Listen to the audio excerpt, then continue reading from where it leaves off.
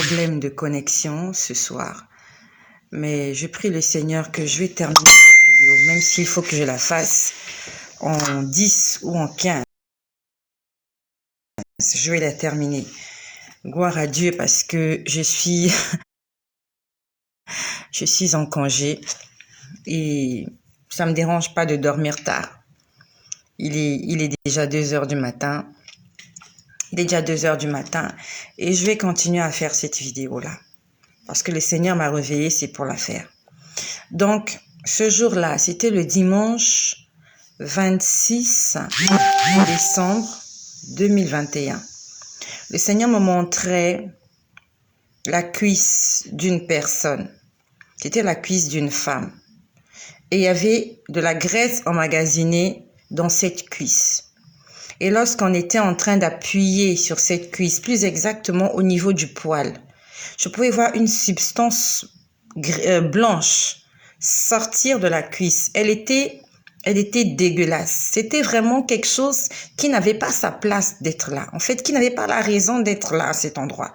Donc, le Seigneur me disait, de la même façon que ce n'est pas normal qu'on puisse trouver de la graisse sous la peau de la cuisse comme on devait le trouver normalement sur le visage. En fait, c'était un peu comme le monde à l'envers.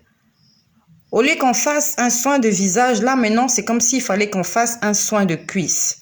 En fait, le Seigneur me disait, de la même façon que tu ne trouves pas normal qu'il y ait de la graisse sous la cuisse de quelqu'un, il dit, c'est ce qui se passe dans mon église. Mon intimité avec mon église, il y a en fait, il voulait m'expliquer que il y a des choses qui se sont infiltrées dans l'église. Il y a des choses qui n'ont pas leur raison d'être dans l'église. Donc, dans l'intimité avec Dieu. Et quand on parle de l'intimité, il s'agit de l'épouse et de l'époux. Et là, il s'agit de l'épouse parce que c'était les cuisses d'une femme. Il me dit, la cuisse, elle est déjà à découvert. Tout le monde peut regarder la cuisse. Et la cuisse, c'est vraiment l'intimité d'une personne. Et une femme mariée, une femme engagée, ne montre pas ses cuisses à quelqu'un, n'expose pas ses cuisses aux inconnus. Donc le Seigneur me disait, mon épouse est en train d'exposer sa nudité. Elle est en train de se prostituer. Et il m'a dit, ce que tu es en train de voir, c'est exactement écrit dans le livre de Matthieu au chapitre 24 au verset 15. Là où on dit, c'est pourquoi, lorsque vous verrez l'abomination de la désolation dont a parlé le prophète Daniel, établie en lieu saint. Donc, il s'agit du lieu saint. Et dans ce lieu saint, nous voyons l'abomination de la désolation. Donc, dans les endroits où il ne devait pas y avoir certaines choses, il se passe maintenant des choses abominables. Donc, le Seigneur était en train de me parler, il disait dans mon église, maintenant, il se passe des choses abominables. Et la Bible nous dit, lorsque vous verrez ces choses-là arriver, que celui qui lise fasse attention. Donc, le Seigneur est en train de s'adresser à des gens qui lisent. Qui lisent quoi? Pas qui lisent des brochures. Des brochures de réveillez-vous. Non. Pas des gens qui lisent des brochures de Jésus revient bientôt. Non. Pas des gens qui lisent le journal, mais il s'agit des gens qui lisent la parole de Dieu. Comme il est écrit dans le livre de Josué au chapitre 1 au verset 8, que ce livre de la loi ne s'éloigne point de ta bouche. Le livre de la loi en question, c'est la parole de Dieu, c'est la Bible. Le Seigneur nous dit dans Josué, médite-la jour et nuit, afin d'agir fidèlement selon tout ce qui est écrit. C'est ainsi que tu auras du succès, c'est ainsi que tu réussiras.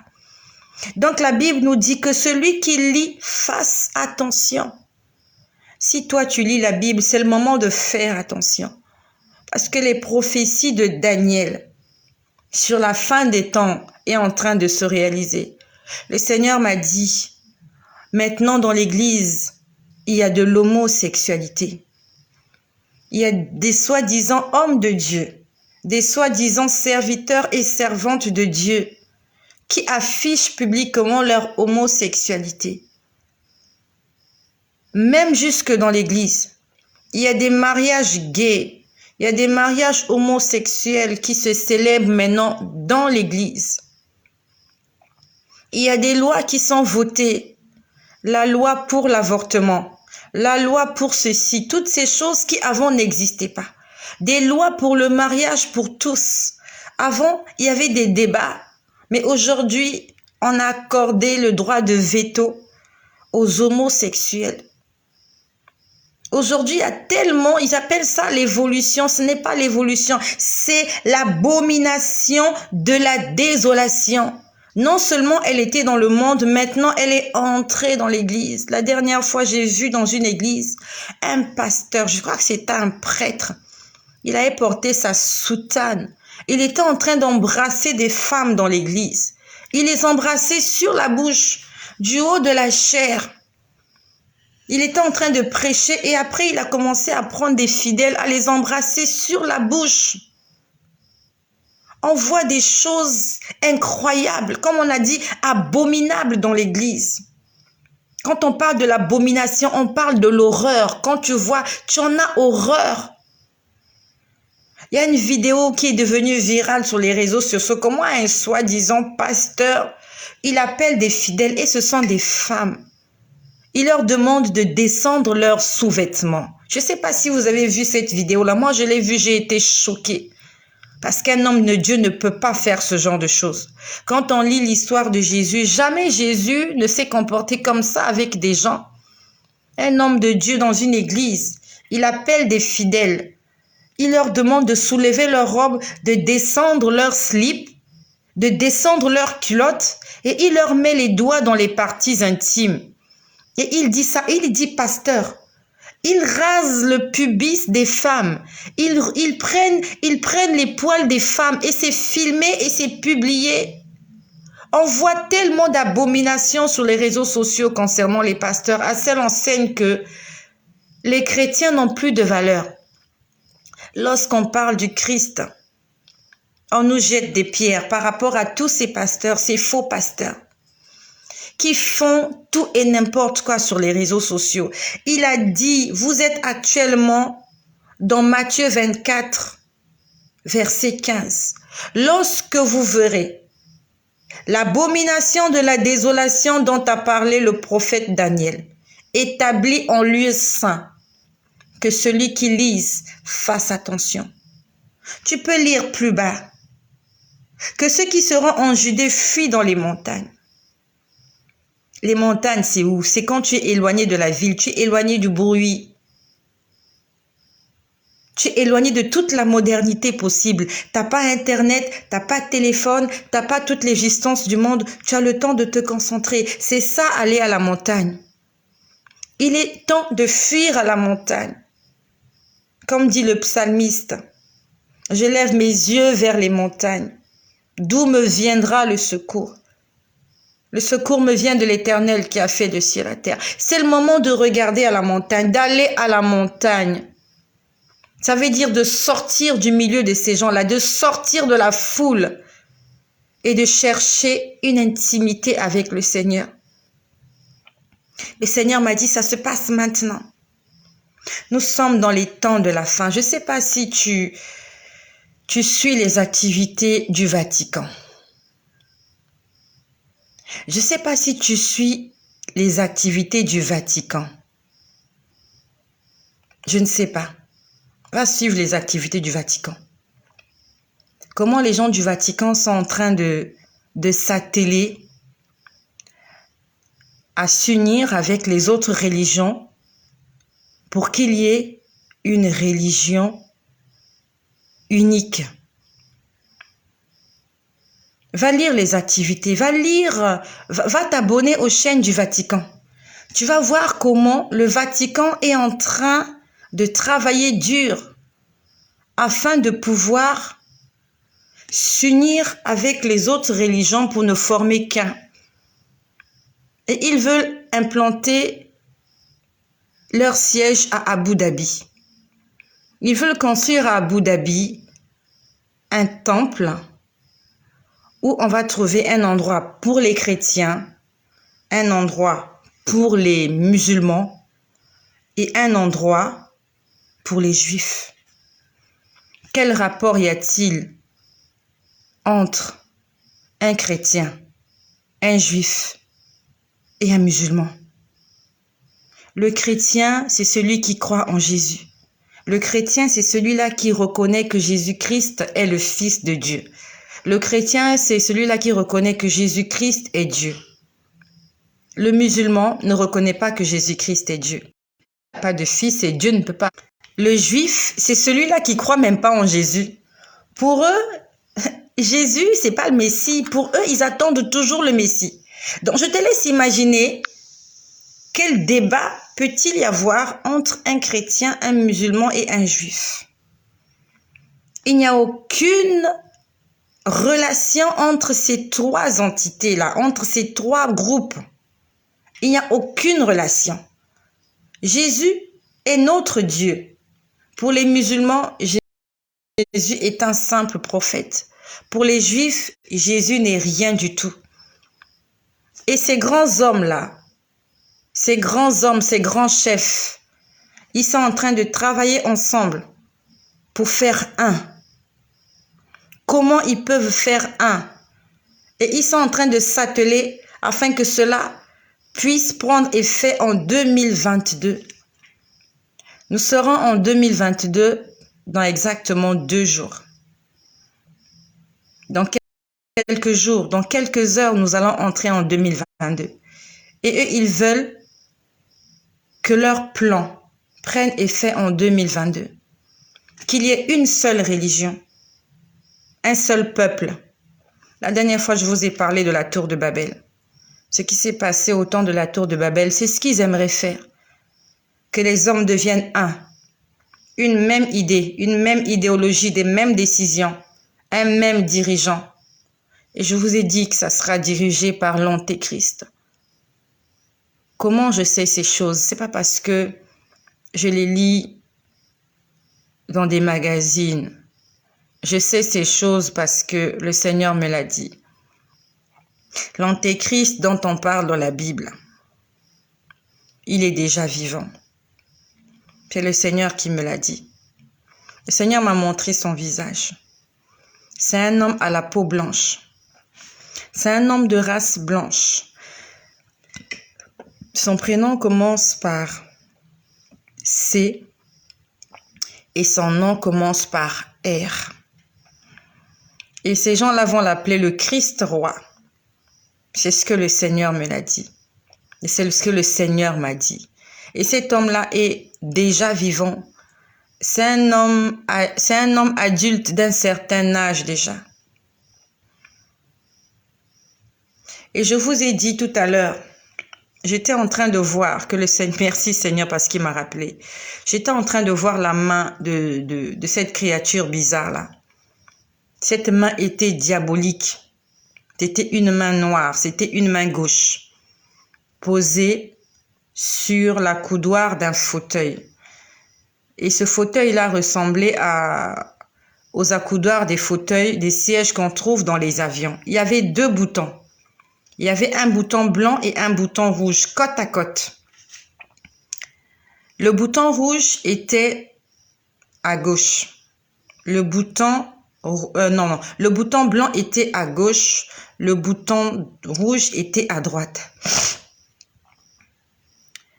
Il s'apprêtait à appuyer sur le bouton rouge. C'est ce que la main était en train de s'apprêter à faire. Il était en train d'essayer, en fait, il s'apprêtait.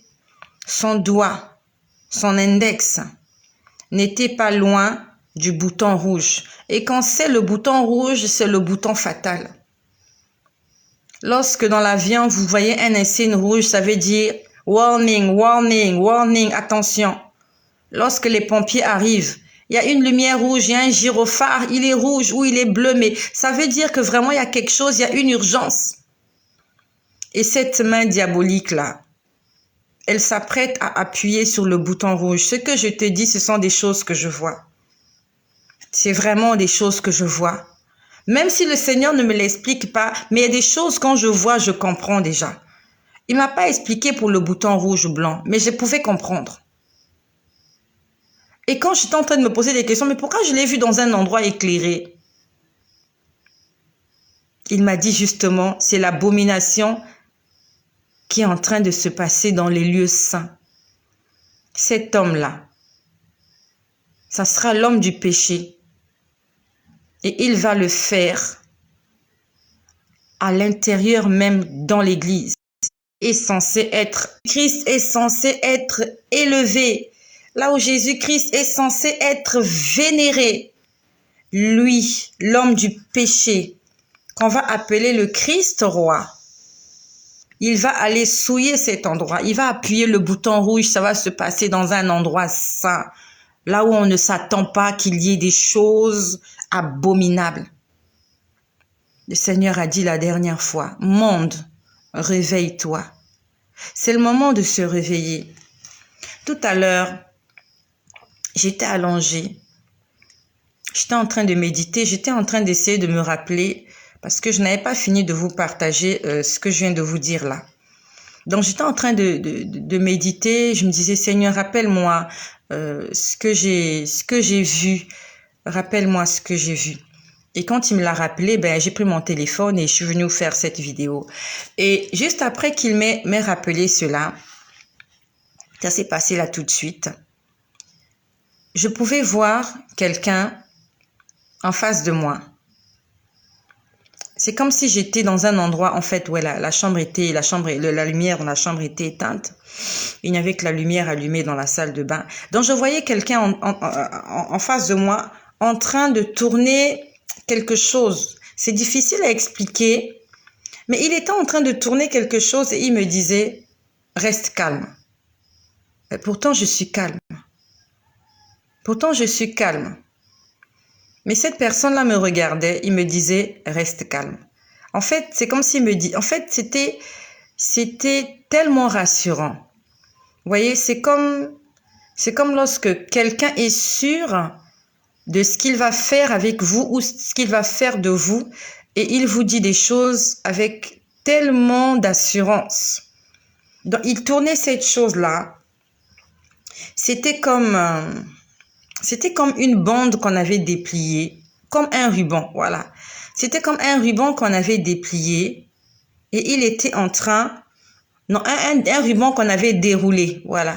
On va dire les choses comme ça. C'était comme un ruban qu'on avait déroulé et il était en train de le rouler sur la bobine. Et ce ruban-là, il était blanc. Vraiment, quand je l'ai vu faire le geste, j'ai pas compris. Il m'a juste dit, il m'a regardé, il m'a dit, reste calme. Je ne sais pas.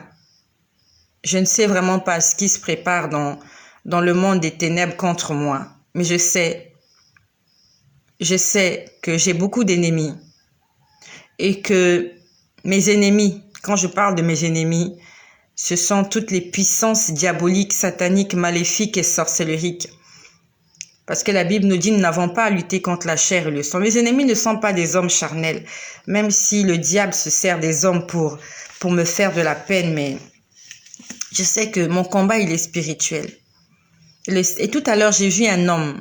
Je ne peux pas vous décrire vraiment comment il était parce que je l'ai vu à peine. La chambre était plongée dans le noir et je l'ai vu à peine. Il m'a dit, reste calme. Et après qu'il m'ait dit, reste calme, je pouvais voir quelqu'un d'autre. La personne est venue et a commencé, comment je peux dire? Il a commencé à tourner autour de moi. Il tournait autour de moi, c'est comme s'il était en train de mettre un drap autour de moi. Mais le drap ne me touchait pas. Donc, c'est comme si j'étais dans une tente. Une tente verticale. Vous voyez, c'est comme si vraiment j'étais dans une tente verticale. Ça veut dire que une tente verticale, ça ressemble vraiment, c'est comme si j'étais debout et j'étais dans une tente verticale. En fait, cette tente avait ma taille, ma corpulence. Et on était en train d'enrouler comme un drap autour de cette tente-là. Et moi, j'étais dans la tente, j'étais debout. Une tente. T-E-N-T-E. Il y a quelqu'un qui passait. En fait, c'est comme si la personne avait porté le drap sur elle. Mais c'était un long drap. Et cette personne-là, en tournant autour de moi, était en train de se défaire de son drap, de se dérouler de son drap pour venir m'entourer. Donc, il tournait autour de moi. Il tournait autour de moi et c'était alors que j'étais allongée, mais je me voyais debout. Et cette personne tournait autour de moi. Puis après, j'ai vu un endroit. Dans cet endroit, il y avait beaucoup de choses. Je ne peux pas vous dire exactement ce qu'il y avait, mais l'image est passée très vite. Sauf que mon attention a été tirée. En fait, mon attention était attirée par une table. Ça ressemblait à une maison. Ça ressemblait vraiment à une maison, à l'intérieur d'une maison, parce que je voyais beaucoup de choses que je ne peux même pas décrire, parce que vraiment, il y avait beaucoup de choses dans cette maison-là. Des choses de couleur, je voyais du rouge, je voyais du jaune, beaucoup de choses. Vraiment, je ne sais pas ce que c'était. Et je voyais une table. C'était une table en bois. Sur cette table en bois, il y avait 3 tasses. 3 tasses. Alors, une tasse, ça c'est une tasse. Il y en avait 3 comme ça. Sur la table, une table en bois. Les tasses étaient retournées. Donc, elles étaient comme ça. 3 tasses. Bonjour à Daliman. Que le Seigneur te fasse du bien, Daliman. Donc, je voyais 3 tasses. Ce n'étaient pas des tasses identiques. Elles n'étaient pas identiques. Les couleurs n'étaient pas identiques. Mais les tailles, c'était la même taille de tasses. Il y en avait 3. 1, 2, 3. La tasse qui était à l'extrême gauche, j'ai vu quelqu'un la retirer. Quelqu'un a retiré la tasse. Et quand il a retiré, il n'y avait rien en dessous. Honnêtement, je n'ai pas compris ce que ça signifiait. J'ai juste entendu une voix qui me dit, « Tu as vu, la tasse a été retirée. » Donc, c'est comme s'il va se passer quelque chose. C'est ce que j'avais l'impression de comprendre. C'est comme si, en fait, on a retiré la tasse. Et la tasse correspond à quelque chose qui va avoir lieu. Et cette chose-là, je ne sais pas ce que c'est.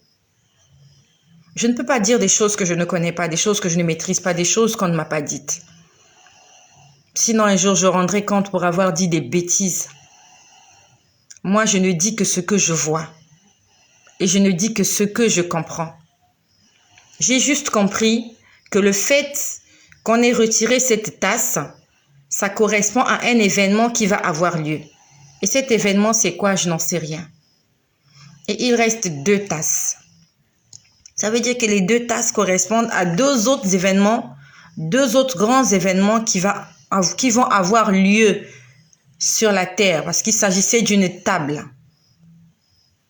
Puis après, je vois un endroit, ça ressemblait à la rue. Je pouvais voir la rue, il était en train de pleuvoir.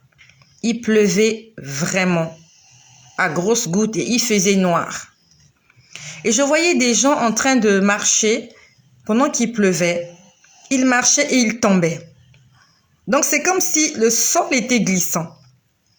Les gens, en fait, ne pouvaient même pas marcher. Dès que quelqu'un marque un pas, il tombe. Il essaie de se relever, il marque un deuxième pas, il tombe. Et des gens tombaient comme ça tout le temps dans la rue. Et la pluie tombait, et la pluie tombait, et la pluie tombait, et les gens n'arrivaient pas à avancer. En fait, même si le Seigneur ne l'a pas expliqué, ça veut dire qu'il y a des choses pas belles qui vont se passer. Vraiment. Il y a des choses pas jolies qui vont arriver. La pluie tombait, la pluie tombait. Les gens avaient des parapluies, les gens avaient des imperméables, ils avaient des bottes. Ils n'arrivaient pas à marcher. Le sol était glissant. Ça veut dire que vous pouvez aller nulle part. Vous allez tourner en rond. Et ça ne se passait pas dans une maison, ça se passait dans la rue. Ça veut dire que tout le monde peut être victime de cela. Tout le monde peut rencontrer cela sur son chemin parce que tout le monde sort le matin pour aller vaquer à une occupation ou à une autre. Et ça se passait dans la rue. Je pouvais voir des véhicules passer, mais les gens ne pouvaient pas avancer. On avait l'impression qu'il y avait de la graisse. Il y avait de la graisse sur la chaussée. Les gens se levaient, tombaient. Les gens se levaient, tombaient. Et tout le monde comme ça dans la rue tombait, tombait, tombait. Que le nom de Jésus soit glorifié parce qu'il vient de me rappeler quelque chose qu'il m'a montré aujourd'hui. Je l'ai vu ce matin. J'ai vu un chef d'État ce matin. Un chef d'État africain. Alors, ce chef d'État, ça fait longtemps qu'il est à la tête de ce pays. Ça fait longtemps qu'il est là. Et le Seigneur me pouvait me montrer de ce chef d'État au passé. Quand j'ai dit au passé, c'était quoi? On me montrait des images en noir et blanc. Nous savons que lorsque nous voyons des documentaires en noir et blanc, ça correspond à des vieux documentaires. Et généralement, les gens qu'on voit dans des documentaires en noir et blanc, la plupart, ils sont plus en vie, ils sont décédés. En fait, le Seigneur était en train de me dire indirectement que cet homme-là n'en a plus pour longtemps. Et nous savons que dans les pays africains, il y a un problème de démocratie. Et que en Afrique, généralement, quand on parle de politique, on parle de mort, on parle de tout ce que vous connaissez. Donc, je vais interpeller des gens qui vivent en Afrique. Si tu m'écoutes, si tu es originaire d'un pays où le président, ça fait longtemps qu'il est là. Ça fait longtemps qu'il est là. Il y a eu des élections, c'est toujours lui. À chaque élection, c'est lui qui gagne. Il a pris ses enfants, il a mis dans le gouvernement, dans des places stratégiques. Il a pris son fils, il l'a mis au gouvernement. Et ça fait longtemps qu'il est là. Et le fait qu'il ait mis son fils au gouvernement a créé beaucoup de polémiques, beaucoup d'encre a coulé, beaucoup de choses se sont passées. C'est juste un indice que je te donne. Si tu es originaire de ce pays, ça fait longtemps que le monsieur est là. Et à son fils qui est dans le gouvernement. Il faut que tu pries pour ton pays. Parce que le Seigneur m'a montré cet homme au passé. C'est comme s'il me disait, bientôt on parlera de lui au passé. Ce que nous allons faire, c'est de prier pour l'Afrique. De prier pour l'Afrique. Que le Seigneur fasse grâce en Afrique, que les gens cessent de mourir à cause de la politique. Qu'il n'y ait plus de guerre. Qu'il n'y ait plus de génocide. Qu'il n'y ait plus de tribalisme. Que chacun soit responsable et de sa vie et de la vie des autres. Parce qu'il ne s'agit pas que de toi, il s'agit des autres aussi. Lorsque toi, tu ne vois que tes intérêts, tu ne vois pas les intérêts des autres, tu es un égoïste, tu es un meurtrier. Ne regarde pas que toi, ne regarde pas que ta famille, regarde aussi ton voisin. Donc ça ne sert à rien de sortir dans la rue, de commencer à faire la pagaille pour qu'il y ait des morts et des blessés. Ça ne sert à rien de descendre dans la rue un matin alors qu'on est bien portant et le soir de se retrouver aux urgences avec une balle dans la jambe, dans la cuisse, avec une balle dans le bras, avec un pied amputé, avec une main amputée. Ça ne sert à rien de descendre dans la rue, bien portant, et de se retrouver le soir à la morgue. Il y a des mères qui seront malheureuses. Il y a des parents qui seront malheureux. Il y a des enfants qui seront malheureux parce qu'ils auraient perdu un père. Il y a quelqu'un qui aurait perdu sa mère. Il y a une mère qui aurait perdu son fils.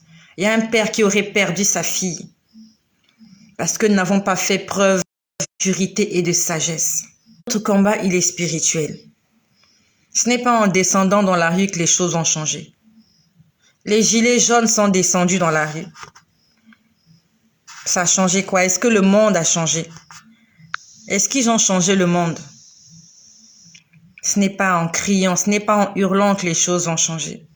Mais c'est en fléchissant les genoux, en levant les mains vers les montagnes. Car c'est de là que nous vient le secours. Le secours des enfants de Dieu vient de l'Éternel. Le secours d'un chrétien vient de celui qui a créé le ciel et la terre. Le secours d'un élu ne vient pas des armes, pas des révoltes, pas des émeutes. Toutes ces choses-là, si tu te lances, tu vas le regretter. Parce que eux, ils ne se laisseront pas faire. Nous devons prier pour l'Afrique.